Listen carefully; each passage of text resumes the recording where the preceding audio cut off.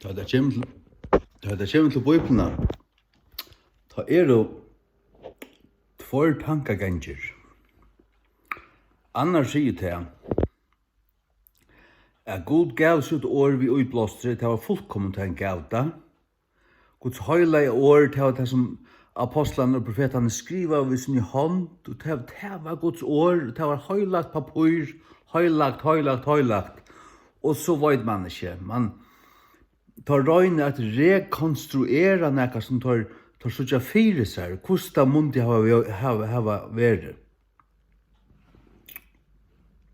At det er den moderne tankegengeren, nutøyer, hoksnarhotteren, det er egentlig darwinisme, det er evolusjonstanken, og det er en luftkastella, man trilvar etter noen som man vet ångan tog om man er kommet av mål.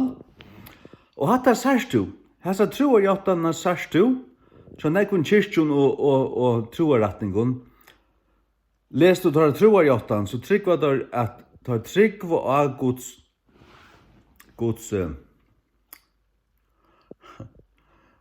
år, tar tryggva av Eufeilbærlig opprunna handrit. At Guds år var givet vi øyblåstre i øysunnen opprunna handritun. Det har sagt ofta han. Og Jan, hver er så Guds år i det? Kan man vite, kan man ståle på neka? Kan man vite at om øyt handrit er rattar enn nekka anna? Kan man sortera ut det? Kan man finne ut det? Nei. Men ikke hoksa til om at det her. Jeg vil at det her til tar lærdo.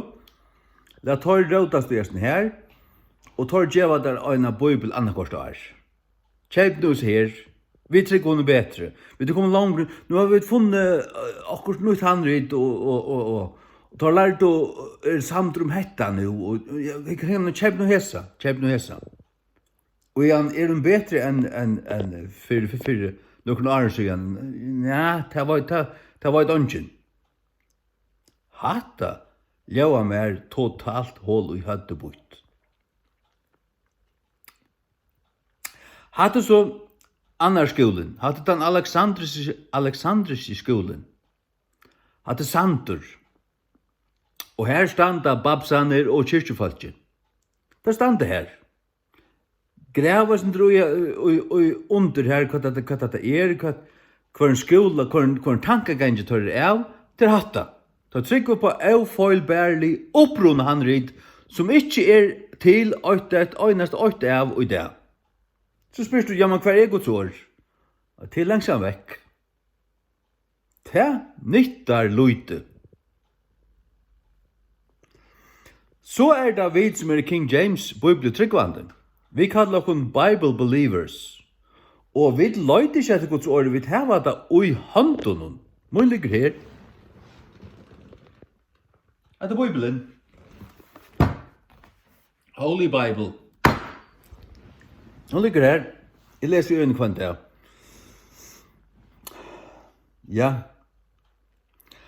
Og okkara tankagång, egentlig okkara vitan og trygg og sannføring, vi vet at det er så. Guds år er skoir, og Gud sier i Salma 12, 6-6, årene til Herren er skoir år, skoir til merker pure, til merker røyn, edla, tverster jøgn, til røyn utan og til røyn inn i tjadmene. Til årene er røyn år, årene som Herren er givet. Som skjei fyrir rønska gull, eller rønska silver, as silver purified 7 times, som silver skurga skjei fyrir, ja, purified in a furnace of earth, skurga i en braslu ovni av jør, purified in the furnace of earth.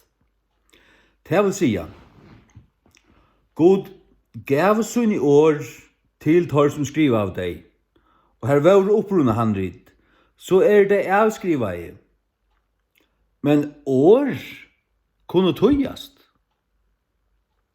Til ikke godommeligt eller magisk eller nekka som helst vi hebraiskun og griskun. Det er det altså ikke. God hever atlet det sånn at øll skulle få hans år. Ok, jo, det var givet vi uiblåster, og det som var givet var høylagt og rønt. Og givet av gode. Men så skulle det gjevast vujar, det skulle tøyast. Det lyser kvitusunu hendingen. At tala av hever 11 folkabalkar saunar saman, eller tungumal saunar saman i Jerusalem. Og kvært, det hørte ødel av sin egnu tungu hinn i undersum og versk herrans, fra munnen apostlarna. Og tala av det. Og òsni i Daniel 3, her sørst du til at Nebuchadnezzar talar, men til skriva nyer av arameiskon. Imist tja Daniel skriva av arameiskon, ikke en gang hebraiskon. Men til tøyt bøgnløys. Til arameist. Og igjen kan det ikke tøyast. Sjåvande kan det ta. Og at man skrifste og Nya Testamentet en tøying til grikst ur hebraiskon. Men sitatet av griskon. Og til Guds ord, selv om det opprunnelige var givet av hebraiskon, så stender det her av griskon.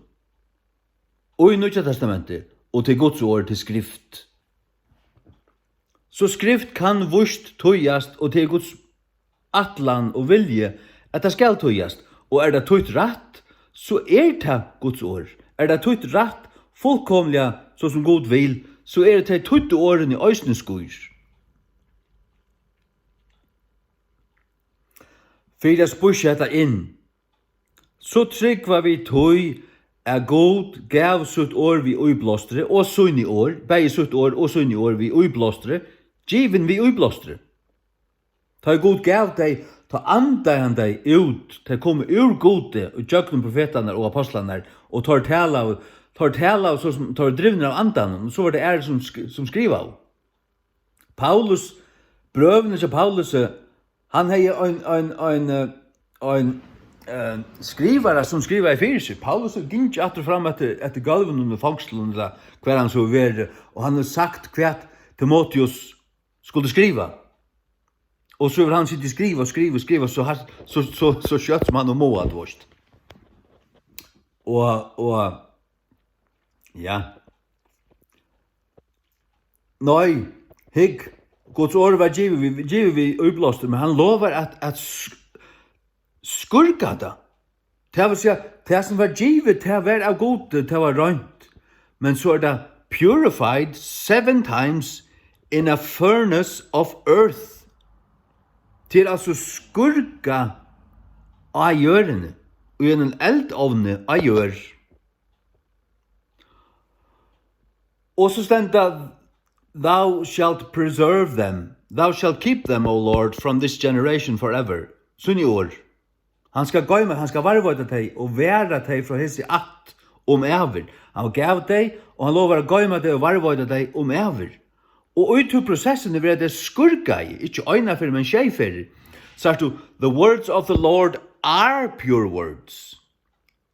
Det vil si at det skur, det er skur til det var given, men på øyne eller annan hatt, hev god øyne utarbeidt deg av gjørende. Og så det skurka i skjeiferer. Men det de samme årene. Det den samme essenseren. Så løsner sannført om det, varst du? Guds år har en byrjan, og det har et endamal, og det nåtte sin endamalet. Her som det var skurka skjeiferer, og så det liot. Og hver det? Det ligger her. At det Guds år. Det kommer ikke annet. Utan en tøying av hæsson. Til her standa årene rætt, her hvert vers rætt tutt. Guds navn stender vi her, han og Jehova. Og det var Lucifer som fell, ikke morgenstjøtnan. Og så videre. Og først Johannes 5:6, trudger tar som vittna i himne. Fægeren, åre og halvtjanten. Alle disse tingene her, de rett, de må være vi. Annars det ikke, annars hever baugen ikke retta form. Handan baugen hever retta form ur permo i permo. Det er min samføring. Det er min trygg. Det er min bibeltrygg. Min bibeltrygg er en avvisa bøk. Min bibeltrygg er ikke av grekst og hebraisk. Jeg fer ikke atter til det. Jeg har omgatt atla meg for atter til det. Jeg fer ikke langer atter enn til 1611. Her kom Guds ord, ta nådde fram til the finish line, som man sier. Guds ord kom over strikene. Det finnes jo en form til her. Det er rannsut løp, og det kommer jøknen. Ja. Og så kan du si, hatte pura, hatte dreimer, hatte luftkasteller, hatte pura svakt. Nei, det som pura ding-dong svakt, til å trykk var opprunna handlet som ikke finnes langer. Og at det som du hever, man vet ikke, at det er nøklunda skal til lære Guds ord, som man skal helst hava en tudjeversjoner og raføre atlar, og fære middelveien, og lesa bibelleksikon, og studiebibel, og helst lære det grekst og hebraisk, og sjalt om du har lært det, så sitter du her ved en tungun greit høtte, som du nesten ikke klarer å holde oppe, og jeg vet ikke. Sørst du? At det blir bare tyngre og myrskare. Anke ljøs, vi er sånn her. Du grev det nyer, vi er sånn her. Nei, jeg stande oman av. Jeg grev mye nyer. Jeg stande av klette og halte baugen oppe.